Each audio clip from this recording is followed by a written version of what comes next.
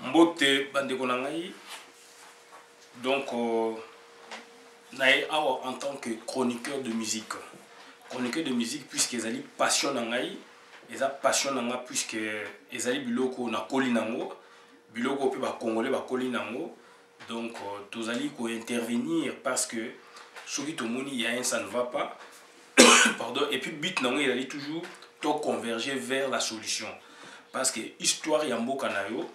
culture ya mboka na yo, donc ce que baby et ça la bien te puisque biso to koli na Congo wana. To koli na Congo, to koli na musique ya Congo, to koli na sport ya Congo, to yende poto to tangi pe na ba kelasi ya Congo, to yende poto ko ya.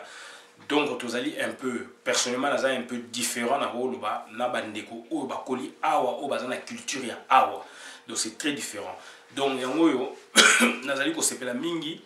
évolution ça mi quand même makasi na cadre ya ba histoire ya musique ya Congo contrairement na oyo toyokaki oyo pe ekomami na ba mikanda ba buku ebele. Donc lelo yo avec aussi be fort ya bandeko ebele.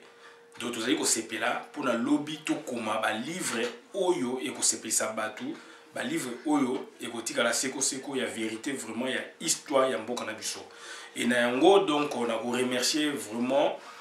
mingi donc musicien no bango moko ba conscience pe na mbela o biso to betaki pour na ke quand même basa la quelque chose puisque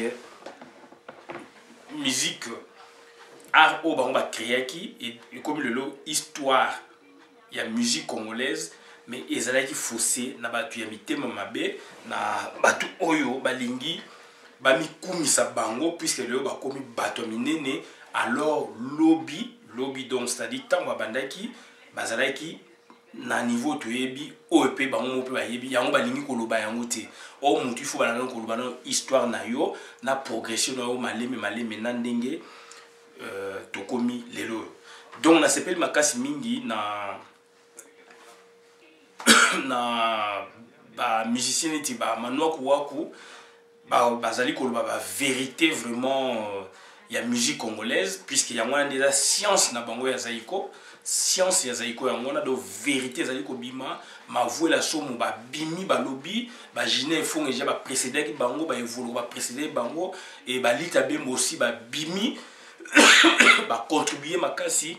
na vraiment na histoire non seulement ya Stukas mais ya zaiko puis histoire ya musique congolaise. Et to sepeli pe ba journaliste ou ba sele bango ba émission neti dernièrement tout le monde qui journaliste monene babengi kombo ya bamba kamango donc frère Henri asalaki na Cheikh Vuelas na émission babengi où est la vérité ma voix la somo des aikola ngalanga to sepeli émission mingi puisque ma voix la somo alobaka mingi te mais alobi ba vérité oyo biso to yebaki te et permettre bisoto avancer encore na makam toujours comment puisque le baga bien kokoma zaiko histoire ya zaiko na ndenge oyo e bimaka liboso ezali ko ça la fausse route et démarche na ngai ezalaki ko se poser ba question ko kene vers les acteurs et les loyo avec la même technique ba acteur wana ba komi koloba aussi puisque HB Poussani et c'est la vérité et vanda et le lot comprendre makamibele. Mutuloko la manoko wako asali yango pareillement autant de fois ça on continue comme ça là et donc to sepeli auto ça émission mon chouchou dernièrement na août awa na zoro mabiala et la sepeli aussi na ba question aux zoro mabiala posaki et ba question maya mutuya où esali que manoko vraiment a lobby encore ba vérité et puisque Zaiko ba musicien ya Zaiko mususu pour ne pas citer leur nom, baza bata lokuta et ba bomba qui vérité pourquoi tu yebité pour la gloire le kumu alors que bande ko bango bazo mona baza ko linga ko lobate mais tant que batu population ba comme ko pousser ba oyo ba lobagate ba comme ko loba et ba lobby et to sepe nango mini penza mais eloko mona ngina loba lelo sujet na ngai ezali boye et ali musique génération, musique d'affrontement ou de complaisance. Donc, au Mikanan Koloba, ma génération musique congolaise, puisque dans mon imano kuwaku, alobina na ndeko Joro Mabiala ndenge moko ndenge pe bata wenge balobaka il y a 3 générations et me bwanga pe na kuta na Zing Zong awa bato ba fondateur pe ya wenge quelques fondateurs ya wenge baza appelé à Paris et me bwanga na Zing Zong to kuta na bango na tournaye. Donc baza toujours dans la même position et maintenant on peut le azongi nango et tozali koloba boye to uti nulle part tozali batu oyo tosali makama musique na Congo to leki na be mission ya minene to kuta pe ba journaliste à minene époque et na 87 déjà na 87 na leka na Las de Pique émission ya vie Bijou Mbievanga to leka na Vadio Mambenga wana Vadio uti Braza ye na 87 soki vie Bijou azali na vidéo na tie et ko bakomona na zalaki donc jour on peut des fois azalaki donc on a pauvre ceux qui vont pe azalaki tant bimi ceux qui vont on a des fois bazo sur la route na entrée donc il y a une sens à sortir mais donc na entrée sortie il y a la voix d'Isaïe donc l'époque wana tous les cas de émission minene aussi ba club des stars dans les cas autant de fois na club des stars Isaïe qui animé par Thierry Pinzi na Serge Kaimbe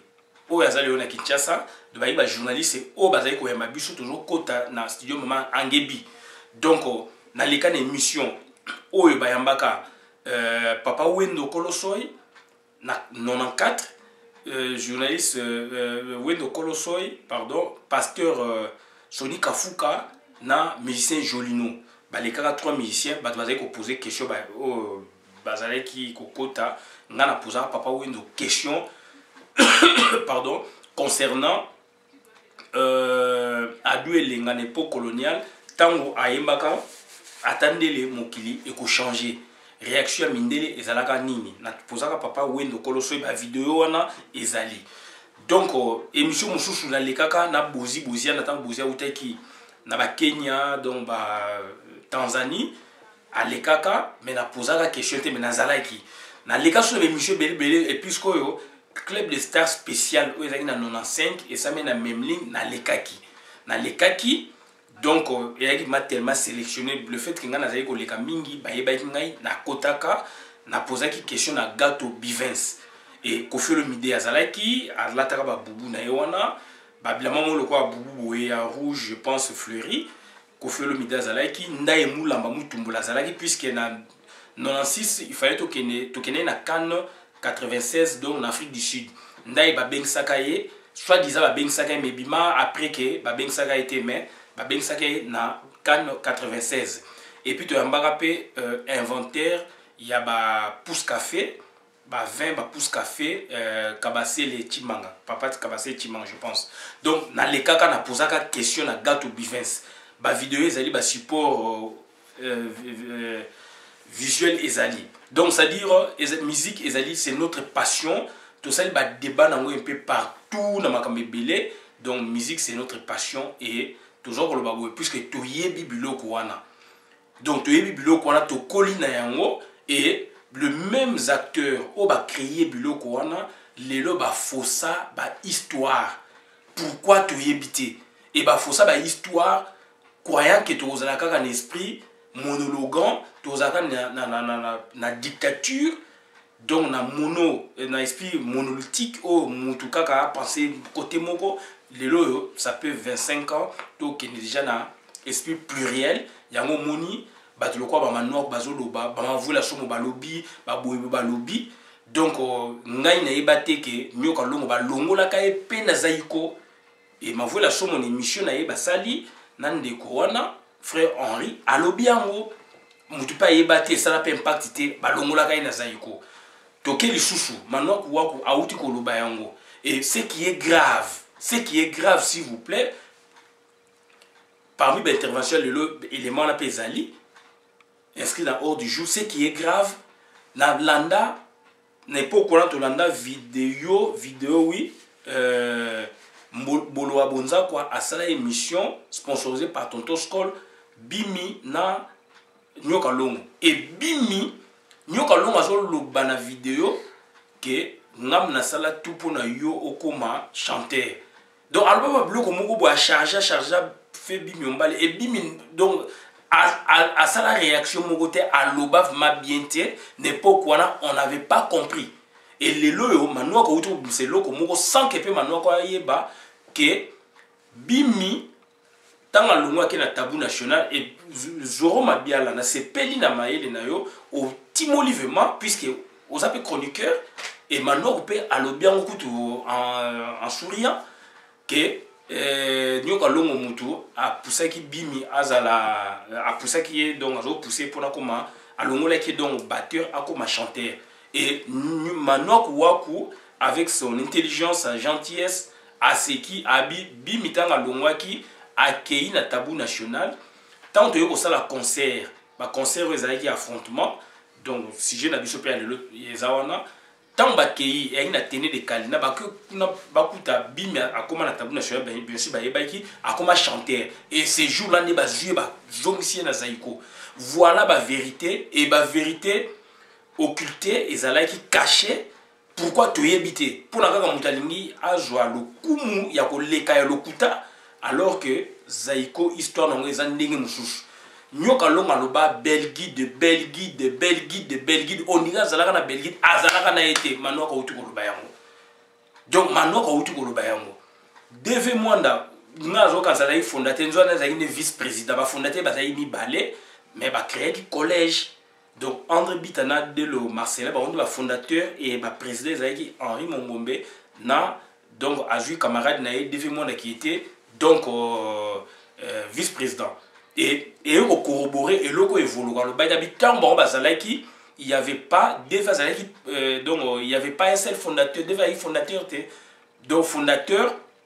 unique tant bon ba longwe zaiko bako ça il suffit le kolende devait na simande bimi ombale na nyoka longo nde ba comme ça qui devait fondateur voilà wana eli makamna bango mais ngai na juba ileme belé et batu belé pe ba landi manoku ba landi nani donc ba elema ebelé toujours yango donc na yango to ba boué donc il faut vérité ezala pour la touer ba masolo donc to ba lelo makambu ya génération donc ba génération boué bien ou bien histoire nango ezali ko remonter na 1848 tant le premier disque congolais bimi donc Marie-Louise et Betami na lindanda na Bowane Henri Bowane na mongongo ya Wendo Kolosoy et yango ezali démarrage ya musique congolaise moderne et guitare wanande yango yo et pesi impact et pesi donc impact et créer ba dérivé ya ba son ba nini na ba vedette o ba yiki simani ba franco ba copier ki bango ba docteur Nico ba copier ki Bowane donc on a bazaki belé wana le chouchou donc na yango to ba boué donc origine il y a génération ezako mawana mais il faut te faire attention tant que tu as ma génération toujours sur ça on a 3 générations nalanda déjà bande kwa wenge baloba yango bango nyoso dans ensemble a na poto na kutana et mebwanga tanga azaleki na boutique na Saint-Ouen toujours que kuna toujours kutana ba te belé ba vie masamba donc toujours kutana ba chroniqueur belé Yves Kambala pesa yeko ya ba émission il fallait na sala on a Yves Kambala na tango wana et mebwanga yebi Yves Kambala pa yebi toujours ka ba rendez-vous jusqu'à ce que aben sanga chouchouté a repé sa date après il y a qui avorté toujours kutana pe wana na ba te belé donc ba Nice Pedro ba te belé ba débezo za la makasi ya musique congolaise donc il y a de cela 6 ans 8 ans même 8 ans na Saint-Ouen donc voilà to sola makamwane belé ba spi wana ba vie mingi un grand chroniqueur vie masamba mingi grand chroniqueur donc to sola masolo wana ebelé donc nangina lo baboué tant bo ça génération ya musique congolaise na 3 générations c'est vous faites fausse route bozo ma histoire ya Congo c'est quelque part na expliquer on a c'est na ko tana mo zindote mais quelque part ils bozo bloquer musique quelque part alors musique évoluer makasi donc yango nangina lo baboué musique évolue makasi donc il y a eu des bateaux oh bah c'est confirmé après et puis bah c'est distingué aussi donc na 48 déjà génération les bimi donc oui nous na Bowane na 50 voilà première génération deuxième génération ezali musique ya Kale Jeff et Bimaki et puis Tabu Rochero na 56 nandenge ekiti donc tongi tolo baboué donc musique na biso tongo ebimi na 48 na 48 tongo ebimi soko tali wendo âge ya wendo aza même âge te na Adu Elenga puisque Adu Elenga aza né en 21 wendo né en 25 et ça ba musicien mususu o ba comme peut éviter l'époque wana bazali né en 1906 ba grand musicien ba ba musique traditionnelle ba wendo même ba sotel origine ba betek ba musique traditionnelle sotel vidéo na ba musique ya ba koko na biso donc ça dit engelo ba nini ba génération ezali bloqué de temps musko mundele ndabi lelo yo ngana timi solo to démarrer to exploiter secteur wana nde bato wana ba kokutana et ça dit que na chance aussi wendo ayeko bima pionnier na boane batali boso yango moni bato wana tout sotali bien baza ba âge mingi kokalité donc sotali na peska Adu Elenga azana âge koleka wendo sotali susu papa d'Olivera koko ya manwa ko wako mona pe âge neza likolo bon sotali susu puisque musique na biso yaki ya deux rives soko biotala siko wendo ninga belela polo kamba ye moko na video ya ba kulut ne ya misika polo kamba kufi vers les années 50 donc sotali polo kamba do ba démarrer au même moment puisque mundele la politique na ye aye ko moderniser secteur wana que na 48 mais soka moderniser comme par exemple dans 1930 wendo angaza na 4 ans donc on vivre sur ba musicien mususu bien avant soka moderniser kiango par exemple dans 1910 par exemple tout le monde a su battu à 1800 donc il faut qu'on résolve dans ce sens pour nous aujourd'hui élément soka moderniser comme par exemple dans 1940 wendo lemsanga kota studio te lemsanga za pe premier musicien te o anga kota to mona ba peut-être ba Adu Elenga na ba tumusu ya liboso donc il a été bloqué d'autant ba démarrer batu wana tout o ba ina sens ya musique ba ina posa arnde ba se manifester ki na ligne de to raisonner dans sens wana et lo comme sula ngalo baboué et so tel sikoyo franco batu ba ko tcheye même génération musicale na Vicky Longomba alors que Vicky Longomba zali vient et Vicky Longomba né en 32 Franco né en 38 donc la différence soit na Laxabino Bombenga papa Bombenga né en 35 Rochero né en 40 donc le but de Laxabino la différence à pour boyer baké génération musique surtout des 40 jusqu'à 50 début 60 au moins la batouna tout bazaki coller ba âge donc ça dit bazaki groupé na une génération quelconque mais ba âge d'abord donc la différence est mingi bazaki ba ta classe d'âge mongoté peut-être tozasu kanet ya Rochero et puis to lobasu eloko moko boye pona ko loba mutu azali muta génération telle et sengeli aussi parcours ya mutu nenga viva yango yemo kwa yebisa OK non ngana bandaki musique na ngana moment oté na bandaki na moment boye na ko exemple net ya papa Taboulé batu ba yebi na 60 mais Taboulé avant 60 même anu libango loba yango azalaki même musicien mo ya Congo Brazza Pandi bien ba OK jazz akala aloba yango pe de Taboulé azalaki déjà na sillage ya African Jazz ba petit oyo bazo pesa pe grand calibre chant donc azali déjà na kati wana déjà bané déjà musique aye ba ki déjà ma solo wana mais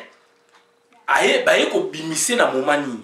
c'est enseigner la Taboulé a préciser bino que ngai na za na génération boye papa Bobenga dans l'année peu pareillement azali déjà na sillage ya OK ya African Jazz mais ba ye ko lancer ou ba aye ko bima quand donc il faut te faire attention na génération musicale ya mutu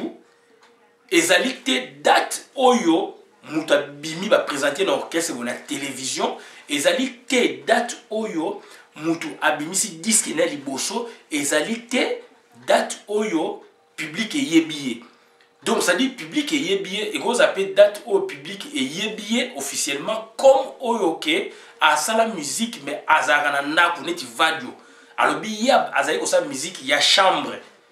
mais vadio officiellement quand c'est évolué même d'abimisi na isifi mais va de déjà azali ko sa musique avant évolué donc ba nion so ni futo e bayango mutnet Félix Oazé quoi il faut retourner à Félix Oazé quoi quand est-ce qu'il y a banda musique ce qui y a qui passion a été ou bien azali ko sa ba classe na université par exemple Kofi Olomide pareillement donc ça dit Wenge yango moni exemple à Wenge za malamu puisque Wenge baloba nini bango orchestre bango ezali créé na 1981 mais Wenge officiellement bimi boye batu pona batu musu ezali disque mais batu bandal ba website no ke Wenge bandaki na moma boye to ebaki batu boye na moma boye donc ba nion sola esengeli to eba yango donc ezali très important pour na to eba et puis définition il y a génération ezali et ali période oyo musicien baza ko se rechercher baza ko boire na donc baza ko se rechercher conquête lutte etc et puis et ça là que Moutazu aura à s'imposer et abimisi batu abimi yemoko pe a drainer batu et na yango donc esengeli to comprendre yango malamu donc esengeli pas to lo baga ke génération boy donc kosuki sa musique congolaise na 3 générations. Moi, je trouve ezali égoïsme. En tout cas, vieux Manoa Kouakou, je t'aime beaucoup. Oza Moutamaele, ozo sala ba recherche makasi, ozo pesa biso ba benga ngo surcroît de connaissances, oza ko augmenter ba connaissance na biso, bino ba lita bembo ba batama lamu ya mayele, ba jina efonge, ba mavola somo, ba evoloko joker, boze belé wana, contrairement na papa wemba, contrairement na nyoka longo, pour la bango ba confiner musique net na niveau na bango. Que bango basali bo o lokuta na lokuta donc na yango la CPL vraiment recherche et avancer encore donc méthode ngai na joie qui pour encore prendre du recul et payer les lots tout le monde m'a ramé belé ba vérité bo bimission et belé donc et enrichir encore ba recherche na biso donc lobilo biso no bito bimsa eloko et ozala eloko ya malunga penza donc na yango to mutolo baboué. Pour la génération musique congolaise, donc il faut faire attention. Et génération musique congolaise, ils appellent la caractéristique. Puisque la génération musique, icône à la génération bimsaka icône, et bimsaka musicien, donc musicien célèbre, ou vedette célèbre, et bimsaka pe orchestre phare, monsieur qui n'a pas rythme, na bloc et belé. Donc ce que qui est na génération musique, n'a na traité yango na maestro virtuose mususu ya guitare donc vieux Suzy Kaseya et na yango eza la polémique te nazo senga Manoaku alobi balita bemo baloba mais côté génération mingi na moni Manoaku alobi donc c'est un grand nazo senga na mutu oyo pe to travailler na puis ngana ba génération belé ta ramener ngana époque wana na 8 génération lelo ngana baximi balé comme 10 donc vieux Suzy Kaseya na kosenga na ope vieux o intervenir sur ce sujet pour na éclairer lanterne ndenge bandeko na ope ba musicien baza ko sala eza ko éclairer lanterne lelo to comme na lumière to comprendre makambu ebele to choisir ba dossier belé oyebi yango olobaka okolobaka et puis on ça rappelle livre et na sengi na o vieux maestro Suzy Kaseya na zai ko landa o partout. Nanda kuna na ma maison na Sarcelles tokuta na Château Rouge na Tungisio na conseil ya tata Mobich na LFC na Tungisio kotinga na mutu ko memi ngai obani ko expliquer ngai na lingi yomoko oloba puisque ngalo to sunga na 8 ngalo na comme na 10 maintenant ko waka zo sukisa biso na 3 wenge bazo sabatu na 4 3 ba yeba o mano ko lobi ba baxipe ya bango de community ba bloc ba stratégie je ne sais pas. Donc pour l'angaï, premier net travail na yo, donc première génération zali wendo koloso ina buwane, donc voilà 48. Deuxième génération OUFC zali papa Khaled Jeff na Rossignol. Troisième génération Franco na Franco l'homme Makiadi bataboulé aux bango papa Bombenga. Quatrième génération ezali Bavon Marie. Donc et puis orchestre phare pe zali négo succès. Surtout Thier ba Franco orchestre phare ezalaki OK jazz surtout Kei ba papa Khaled Jeff orchestre phare ezalaki African jazz et puis ba na rythme latino américain première génération ba wendo rythme rumba pur orchestre man na ebité bon surtout zongi siko bon wendo baga orchestre Victoria na ebité soki yango mte kotaki studio soki pe papa Bouane azaeki na orchestre Victoria ou bezaki accompagnement na studio neto ebi. Donc voilà, ça c'est une question, il faut tout le chouchou. Donc tu est-ce qu'on a quatrième génération de donc orchestre phare négo succès et puis vedette phare Boivon Marie oyo bino bozali puisque yo mo websanga obi mais zaiko tango bazako lo bango bon biso to ba petit oyo ba rochero ba vie rochero ba vie bombenga ba franco nde ba formé. Donc bozali wana ebele ba impompolo wai bozali wana ba tesa nzitani bozali wana ba samangwana. Donc il faut boloba tant bozoloba te ba lokombe il faut boloba tant boloba te bozala génération nini bozala génération zaiko te puisque zaiko tango avait bima ezali ko tala pe bino ezali ko aspirer na bino na ba vie na bino ba rochero. Donc comment expliquer ba sauter génération oya bino bosali pe musale monani vedette pe ya génération na zalaki orchestre pe phare ezalaki ba los Nicolas ezalaki ba nini belé mais orchestre phare ezalaki mais comment expliquer ba sotara bino ba mitanga ka bango kaka et zaiko évidemment donc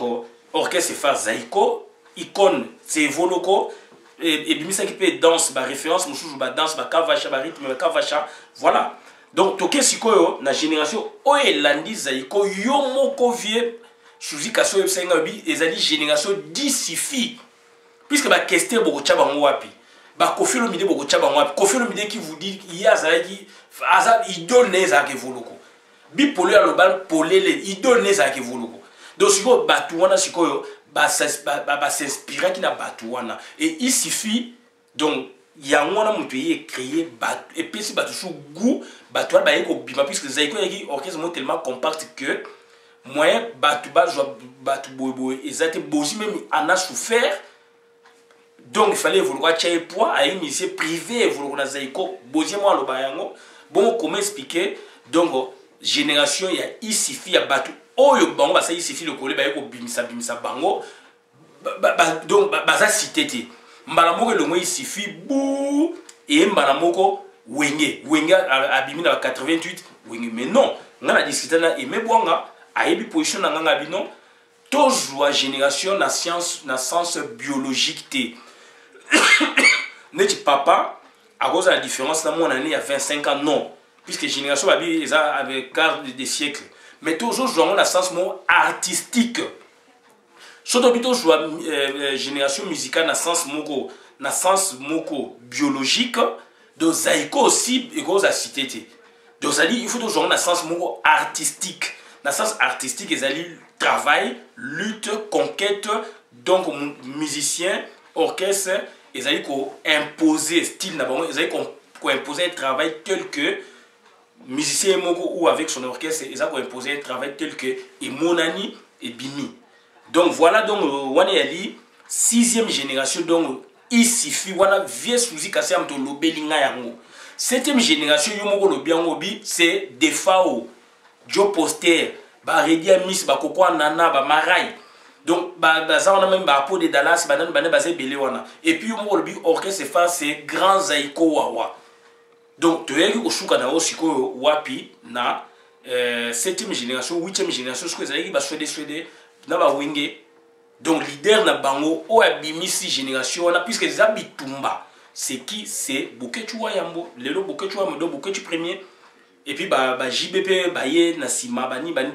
donc la génération nous ba icône azalaka c'est Boketu na 8e génération et vedette phare pe bazali orchestre phare ezali bani. Donc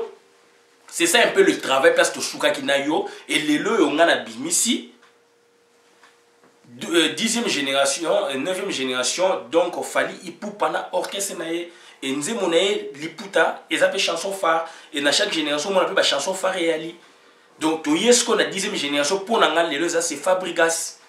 Donc, ça dit, et quand même, c'est un travail, salami. De tout genre, génération dans le sens biologique, mais dans le sens artistique. Puisque Bino, papa, vieux Manoir, bonjour, Souka, na 3e génération, Bino. Bon, donc, c'est que musique et Souka, il y a un niveau na Bino. Mais non, donc, nous ne confondons pas les écoles par rapport aux écoles de musique congolaise, il y en a 3. Mais il y en a 3 écoles aussi sur l'inventivité. Mais sur l'inventivité, création et rythme et musique. Donc, OK Jazz, donc rythme Odemba, on a espagnolade, et puis rythme Odemba, et puis African Jazz, donc rythme Nini, donc salsa. Voilà. Donc, et puis sikoyo, toye siko na zaiko rythme ni kava shomo bin rythme là il fallait ne vous vendre la mais bon négliger. Donc voilà un peu ce que au biso de notre loba mais et là quoi il faut toye bayango puisque dans rejoa kanit il y a un musicien na bossa ça est succès makasi vers début 90. Yaya le fumbo voilà. Yaya le fumbo il orchestre na kin. Yaya le fumbo. Asala succès makasi aleka aloba yango l'orchestre na tangwa kala vers les années 70, ba missionnaire avec ba defao, ba boé donc avant na bumbu. Aloba yango bien kabi, yazali tant ba bimi na 92, meilleure vedette sur révélation banini. Alobi yazali muta génération wanati. Yango mona na lobi précédemment liboso, il faut mutuer moi préciser bino. Abinga na la génération ba jina be voloko. Ayi banzembo oyo et ça succès le na bimisa kango na zali ko memango pa producteur na tango wana. Producteur bazolo baké moyen et les cas exact puisque évolution cartonné Gina ko cartonné voilà donc bato bazako cartonné tellement que banzemo ya musicien il y a le fumbo il y a le fumbo il y a empire il y a naé un grand musicien donc asimekin 2 ans 3 ans donc à ça succès makasi banzemo na bizali époque wala ya zane génération kuna. Donc voilà un peu de génération de voloko autant un peu donna mobeti bazana kati bakanta ni boma bazana kati voilà un peu la réalité de la musique il faut mutuer moko en définitive aye bisabino ngana zali normalement muta génération bo puisque référence nanga boye waze kwa lelo bato ba waze kwa abimi après wenge oui au biso tout moni il faut maintenant interroger waze quoi est-ce que waze quoi yo musique na yo obimika ta biso to moni ou bien au salaka jam musique na kundel pain aux aba référence ba master na banani c'est à Oisé quoi maintenant de nous dire que moi normalement dans les générations de la musique congolaise je me situe à telle génération ou dans telle génération. Donc voilà un peu ba raisonnement autolingi toloba donc c'est très important pour notre génération donc on a tablé en haut na 10 générations aujourd'hui. On ne peut pas s'arrêter à 3 générations. Ceux qui s'arrêter bon, bonjour qui ont un sens au binokel, bon memeli, mais on a un sens biologique de génération, mais un sens artistique. Artistiquement parlant, après Zaïko, il y a eu du travail. Après 74, il y a eu du travail, il y a eu des orchestres, il y a eu des musiciens, des grands musiciens. Les leurs, c'est confirmé. Donc ça dit qu'il y a pour l'hypocrisie. Pour négliger le travail et salamaki, to négliger le travail à battre. Donc le deuxième point d'abus c'est musique d'affrontement ou de complaisance. To bengo musique de complaisance pourquoi? Parce que tu as constaté et logo moko l'itabe malobagango. Ya on a dit donc émission l'itabe masala qui na César nga vivement en tout cas merci pour révéler buso ba chercheur il y a musique congolaise donc il y a Zaïko Makambi Ebele. L'itabe mo révéler sur Makambi Ebele obi musique pour nos musiciens il faut la fantasme. Il faut rêver d'une vedette d'une star, d'un guitariste, d'un chanteur pour la yupe olandanzela na epé yo oyeba ko se démarquer. Les ali conseil même au va de mambenga apesa ngai abi il faut imiter un musicien, puisque nous avons imiter un musicien, imiter ti voix na yo ekobimaka. Et vologopé na tuna ya bi oui, va de l'accent bien. Donc, ce qu'on a dit nani Shimita. Shimita tanga zaiko yemba na grand zaiko, moi zo yemba lokwa bozi. Non, des fois, je pense des fois. Des fois zo yemba ebani lokwa bozi bou, des fois ayeko créer donc timbre nae et bimi pe qui toko pe et s'imposa. Donc c'est très important. Musique, toujours bien en haut, la musique est comme il y a complaisance. Pourquoi? Parce que, on a dit esprit ya wenge. Esprit ya wenge, Koffi Olomide, azana kat esprit wana, wenge musique, azana kat esprit wana. Donc, bazali ba orchestre ou ba musicien oyo, ba lingi ba affrontement te. Biso, musique, ya Congo na biso, force na ezali musique ya affrontement. Musique, il y a concert, il y a fara fara. Fara fara, c'est-à-dire, yo tchelibaya, ngana tchelibaya, batu bayeni, n'engezale kalaneti, tabou national, par exemple, na Zaiko. Zaiko, bima longwa, baki n'engole mamona ou bimi, contre tabou, Zaiko contre tabou national, bim chanteur. Et pate, c'est une stratégie. Donc, ça dit, Stoukas, ça veut dire qu'il y a Zaiko. Et ça, la stratégie, puisque tant que ça, l'affrontement, on a, ce que ça, nini, l'orchestre, et gozala, se préparer ma casse, créer ma stratégie pour affronter, gagner, et c'est le public qui va trancher. Et c'est le public qui sera le meilleur chroniqueur, le meilleur arbitre. Mais les loyaux, arbitre, comment il y a complaisance, et comment chroniqueur, entre guillemets, journaliste, entre guillemets, il y a l'okuta. Oh, orchestre, pesa, mongo, salaire, futa bango. Voilà place musique de la baby. On a des stratégies, oyo, wenge mutu, a imposé biso, nakata musique congolaise. C'est là où musique de la est chitée. Depuis wenge bimi, tilelo, musique de la est toujours cochité. Cochité, puisque il y a la stratégie wana. Stratégie, il y a invitation, inviter à musicien. Donc, moi, complaisance, c'est ça, inviter mutu na bango, tout ça. Et non, affrontement. On a vécu un affrontement dans la télé. Stoukas, il suffit. Yoka le collé. Il suffit le collé, pardon, Zaiko. Il suffit le collé, il y a Rafia. Photo, on a campus, c'est pas ma pros. Master, ma pros, Kebano. Donc, Katia, ma pros, à l'accès, photo, donc, évolue en Rafia, Bozi, Papa, Wemba, Mavouela, pieds nus. Concert choc, et ça a Palladium et concert unique. Oh, c'est vrai que tu as Zaiko, Koti Bondo qui pour la baboma, il suffit. Pardon, oh, version Toyokara, n'a bien version en donc, spectacle là, tout le monde a en shooté. Donc, Yoka le collé contre Zaiko Langalanga. Non, il suffit le collé, pardon, il suffit le collé contre Zaiko Langalanga. Na Palladium, tu as dit, tu as dit, na Tuna. Vieux bijou bievang attend na les carnets émission na 87 ah vieux besoin ça tu biso musique kaka ya ndelo ya ba viva ya ba 77 ba viva Stoukas ba 76 mais musique oya ba Maman Leontine oya lobby wo Maman Leontine olele donc ya Stoukas tout le monde a monté ba suke bola banane tout le monde a monté na yebise sou ba Zaiko ya tango na tout le monde a monté. Quand tu concert moi que les kaka ya makasi spectacle évolue ko papa we mataba longwe Zaiko donc il suffit le coller contre Zaiko langa na Palladium et il suffit Elias Zaiko ba ya na stratégie en rafia torsni abi photo film wana ezali na rena pek mais ils ont un système ancien il faut bazong sango na système oyo il y a maintenant donc on a le bateau qui est presque 30 ans. Donc ça dit, il y avait des spectacles, va de Manbenga na Katia, ici Melodia, na Intercontinental Kala, va de donc avec bien sûr na vélo, Azak Onzemba. Donc le spectacle tout le monde a shooté, tout le monde a vu 77, Stoukas, il y a 76 mais la musique à l'époque wana ezali wapi. Wonderstock Nino concert au Balaksara il y a James Brown dans le stade du 20 mai. Dans période, il y a un même moment avant le concert, il y a Mohamed Ali na Foreman. Tout le monde a un le et les dans le monde entier.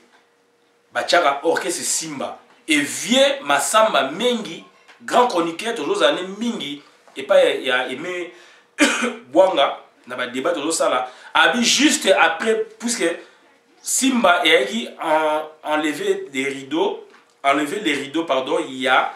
Zaiko d'autant que bon ba longue Zaiko comme ta bête qui est volo ko ba wemba banani basukisaka kaka na simba baboya kotia Zaiko. Pourquoi? Or ezali ba richesse au ministère ya culture akoko sa ba recherche akomeli ba éditeur wana ba producteur wana po bazongisa film na intégralité nango yango esalaka force yango bato esalaka ke bato s'inspirer na musique ndenge ezalaki na ba vedette wana mpona lelo epesa bato ba idée tomona lelo ba film ba Michael Jackson ta balingi ba 10 ans banini na ba américain puis na monde entier pesaka moi inspiration mosusu. Donc voilà un peu ba vidéo ou bien ba film o atango wana ezali ebele na ba kin show tozali komona na kin show batie autant de vedettes bazo leka banini ezo créer ba ambiance ba spectacle. Donc tongi tolo banini musique lelo comme ya complaisance wenge abanga toujours ba affrontement puisque premier affrontement wenga sala et ba liaka wenge na la vignora et la vignora esthétique ya Dakumuda lelo komi ko sambela et ça m'a lac de ma vallée arbitre izalaka donc feu sans souci et depuis cette date là wenge unique et ba wenge ndenge comme belé ba boya ko sala ba affrontement tout le monde va vidéo na bango kaka ba bengsaka buzi o bozala ta vert ba bengsa papa wemba na ba concert na bango nane ba auto sala siko wera auto sala sikoyo sur 3 jours ou 2 jours a bengsi ba boya affrontement tchali bayande to mona ki malita bembo Zaiko lita bembo zembe et lita bembo ina cercueil zembe yaki orchestre mo zo utaka ba inkisi zo utaka ba Congo et ningi saka kini ningi saka Congo mais muta bara yango sikoyo lita bembo pour fikini yaki terrain lita bembo entre guillemets ba kundaka ba biloko ya ba pygmée kuna do ya bikoro kiri ya osakanate de province donc ya territoire ya Kiri place ya Outa enfin ba koko na ba Outa na Kiri et puis do ba bikoro ba kisa ba pygmée agalo ba kisa ba pygmée kuna do ba biye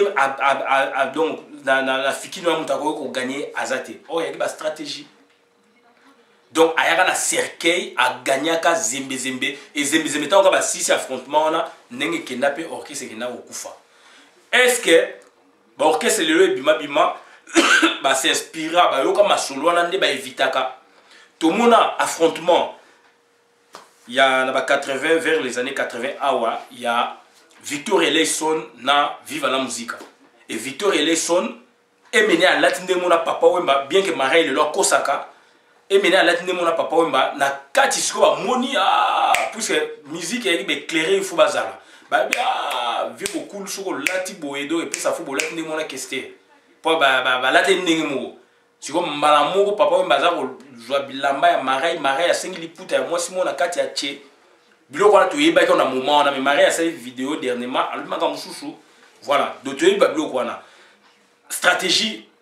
et ça la madonna musique congolaise lo mutoko bima pena liputa yembi stratégie bimi pour que nini yai affrontement langa star cette patron contre Zaiko langa Koto ba se préparer et Zaiko et nini na batalaku première fois batalaku babima atalaku zekete atalaku mama zekete et ça va stratégie donc ça dit musique d'affrontement yango esali ki musique na biso et poussana et que ne likolo et que ne liboso et to repesa nous exemple mususu donc ba pousser encore tellement ba affrontement ezalaki makasi la musique va créer même ba demeure imagée et vouloir créer chez là-bas place avant na ba bengo chez là-bas à comme ça forêt monière institut de savoir pour la formation des idoles et pour les idoles et pas naé et sur au côté on a boulevard ezalaki boulevard Mondo boulevard Onassis boulevard Boebolo donc à créer stratégie et pas avant naka donc on va forêt monière tant on va na mike abanyama bazana kuna ba Boebo mais tant au côté on a marqué boulevard à Tchamo Banzete à Koma Boeboé ba fleur bani stratégie Michel Okola naiti grand guitariste malheureusement akufa Tofla Kitoko babi Tofla a comme na 6e des humanitaires à quel d'état ba to akanisa kei préparation maki wa binakata institut et pas évoluer donc ça dit voilà donc papa Wemba ayepe ko zo abulu wana a commissaire pas na village Molokai kuna abatiza bana donc soko koti faut baptiser yo moni so asali ba cérémonie na ye wana donc azo baptiser bana banini donc matonge kine ninganaka ça ba stratégie. Donc ok pas lita bembo Hillstone ce qu'on t'a Hillstone donc mai mo que ça la wana do neti zamba mai mo donc ezani ba boule stratégie. Ok ce que na lemba kuna campus bango place jine fonga vanda ba benga en campus. Ce qui prophète Allah ba la musaka été alongola ba mise mingi puisque ba ko la musaye. Or c'était un étudiant mutaye singango pire petit nae Adam via ma tête abi oh petit mais jina bo moneka kabo abi jina longola ba musicien li colonie na alali or étudiant à campus oh ba yo parolier ba yo mona ye ba pese ba chant sikota ba la musier asibikeli muto la musique pourquoi la musique pourquoi tout ça na trans na ba esprit na ba koko bani pourquoi la musanga bani banini alongola Joana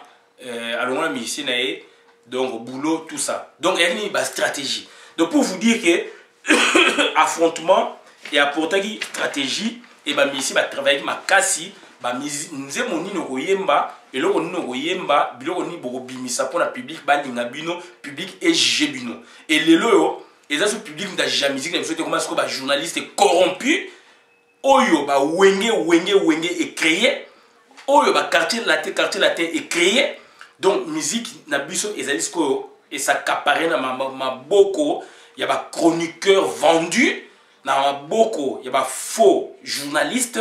et ça une musique na biso et dindi moyena 20 € à payer information mouchouche moyena 100 € à payer information mouchouche on époque où les journalistes bazalaki mais le public aussi avait droit puisque le public nous allait qu'on vivre l'événement allait qu'on vivre le spectacle allait qu'on vivre la vraie musique boza ko boya fara pourquoi fara il fait ça là fara il fait ça là de fara ils allaient belé de fara il fait ça là et manque va fara ya ngona lelo ba musique na biso de tolobi et baby donc na yango et sengeli vraiment il faut to revoir bloko wana donc voilà ba faire ba kofi beaucoup ma ko éviter ba fara donc etc. Bon yango na retourna bino sikoyo neti fara Stukas contre Zaiko résultat pesa maki Stukas enfin nazo bisa bino donc résultat pesa maki Stukas contre Zaiko botuna bato kala Stukas contre Isifi Lokole na lobiango Stukas contre Zembezeme na lobiango Zaiko contre Isifi Lokole na lobiango Libanko contre Zaiko Jine fonga yana mbwa ya pembe stratégie voilà donc après ba wera ba yob misa ba chevaux après donc Jina misa mbwa pembe na mbwa ya pembe allié Zaiko avant musique non banana allié non a déstabiliser non allié non bino. Donc empire bakuba contre l'angala ça c'est une hit parade bon on est meilleur équipement fara mais ils avaient ba regrouper bango mais quand même c'était bien. Victor et Lesson vive la musique à toi Sibino Zaiko contre l'angala Zaiko l'angala contre l'angala ça c'est patron toi Sibino donc Wenge Musica à son actif azana ba faraté Kofelo Mide donc quartier la terre pareil et basanini ba hypothéquer na complicité, il y a ba faux chroniqueur ba vendu ba hypothéquer musique congolaise na ba stratégie wana. Dona ngo tozo senga musique il fait zonga na peuple. Musique il faut ba producteur ya malamu, il faut ba sala ba fara ndenge zalaki. Na wa pouvez parler du peuple so fikine pe zalika ka bo tche koto o abeti. Et lita be mazali ko gagner Zaiko ndenge nini. Noko na ye nani noko na ye nani atini noko na ya komi proche ba ya Zaiko e kanisa sko ok proche ya Zaiko même Isifi le siki ya maneno oh noko ya lita bembo a comme de l'autre côté si comme volo ba on a dit a comme pire bango or c'est un espion tant que concert ezali sko Zaiko contre Stukas contre Isifi le collé ye stratégie na ezanini amemeli evoloko biloko evoloko lingaka puis evolo c'était l'icône ya Zaiko bavani na masolo banini nzo ane concert ezako betama tango siko ba ko se libérer ba kende kuna boye public ezo bima Zaiko poli autant de fois litabembo a gagné Zaiko ndengwana na absence ya evoloko botuna batu ba yebisa bino ba information et ni ba stratégie o ba evoloko ba mona siko OK ah ndeko aye koto aye ko renforcer biso na ba ndenge ya masolo ba on a ndenge espionnage na ndenge dita bi maza ko banga Zaïko mazo banga nde voloko donc pour na ko maîtriser Zaïko il faut que je voloko et atindi ndeko na ye noko na ye na bazo zala zala mais na ba moment na susu aye avant si voloko na kata forêt masolo ayele biloko ya lingaka bango kuna ce conseil zo toko tant que voloko linga qui na passage tuna boye public de Jésus bima musique et c'est cela qui voilà un peu la stratégie ou la musique ba mise bazalaki nango donc ba journée c'est le bazo sa musala te yango to senga ba journée bo zongela musala musala nde yango muteko matsa musique na biso et wenge mutu na politique o ba nango bino na ba Koffi Olomide ba politique boye nango ya ko banga affrontement ya ko somba ba journaliste ko bosali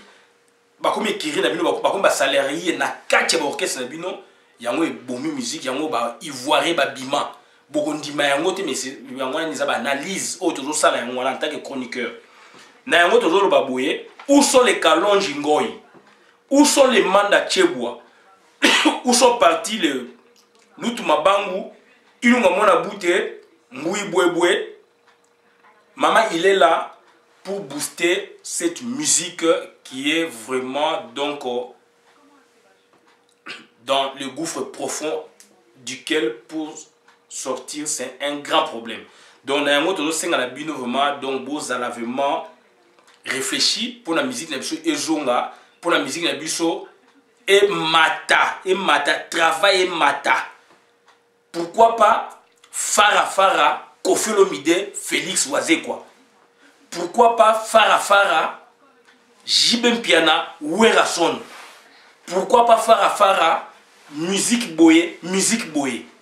Pourquoi pas Farah langa star c'est voloko vive la musica. Énorme invitation. Pourquoi pas Zaïko contre Viva la Musica? Pourquoi pas bon batouana déjà basé l'expérience ça donc on a méthode ba mina wenge nyoso na donc na Koffi Olomide na quartier latin international. Donc pour nous résumer donc il y a 10 générations aujourd'hui en musique congolaise. Nous arrêter qu'à qu'aux trois générations en musique, donc ignorer les autres, ignorer le travail fait après vous ou donc avant vous, puisque vous ignorez même Suzy Kasseya. Et nango na zo na ba vieux quoi Suzy Kasseya, il faut ba loba, manoa kwa lobi et pesi biso mayele, litabe ma lobi pesi biso mayele, ba tubele ba lobi, to zo senga pela ba Suzy Kasseya ba loba ba apporter un plus na makama musique na biso. Nango manalobi merci mingi donc na suki on a pona lelo na sepeli na ba émission o ba ndeko basali o ndeko basali na ma voix la somo et apporter encore un plus o donc zoro ma bien la sali na manoko et apporter un plus na zane sengo na tone ne sengo makasi na ba OEP ba jina basala ba evoloko il faut multiplier encore puisque Zaïko histoire musique na biso ba fossa yango te na ba Grand Calais na ba Taboulé na ba Wendo et c'est Zaïko qui a faussé l'histoire musique congolaise même Wenga fossa yango te et Zaïko ezala papa Wemba na nyoka longo et ba vérité ndenge bimi donc toujours ko elagé buzo ba wana pourquoi ba sala bongo ba yebi pourquoi ba sala yango et biso tozali pour ko restituer la vraie histoire ya musique congolaise moderne et en tant que chroniqueur, je félicite beaucoup Koffi Olomide na courage aujourd'hui pour nous sala na album na yo oyemba na vedette nos préférés originels et voloko joker et c'est là où ngai en tant que chroniqueur tu as rectifié, tu as corrigé la fausseté de l'histoire où ils allaient quelque part. Oh yo peut participer qui nango. Pour la bébé sa histoire de la musique congolaise et biso tozali na recul to yeba ki vérité et tant to monique ba exagérer to pousser sur l'accélérateur et voilà ba vérité ezali ko bima et lelo yo moko pe Koffi le kaki dernièrement le bien OK bo répéter na volo kala mais le bien bien te et volo ko mutalamba ba chant na yo ali bosso oyo omemela yango Papa Wemba. Donc Papa Wemba puisque voloko alinge ko bimisa ota omuno ka leka Johnny ko ndengwana étudiant banini puisque na institut na forêt tango ke no benga ko étudiant et puis tango au diplôme na yo Johnny ko aye ko yebisa evoloko que mère a bengisi bango isifi popolipo juna jana na lifelo moto ba misiana nyoso ba vadio ba yaki ba agrémentaki soirée diplôme d'état na yo na lemba et bana lemba ba yebi yango et ce n'est pas vivre la musique et c'est ça la vérité. Et moi en tant que chroniqueur de musique il y a clan Zaiko nazali satisfait quand même na une chanson oyo osali na evoloko contrairement plus de 20 obosala na batumushushu. Quand même vous allez reconnaissant et la reconnaissance va donc nzamba ko rendre ce que tu as fait aussi. Et merci vraiment. Donc c'est par là où moi je termine et je pense que de cette façon que nous allons construire notre musique et l'histoire même de la musique congolaise. Merci, merci Ozali Moutuya Génération d'Isifi. Merci comme avait dit donc le grand maestro Suzy Kasea. Merci beaucoup.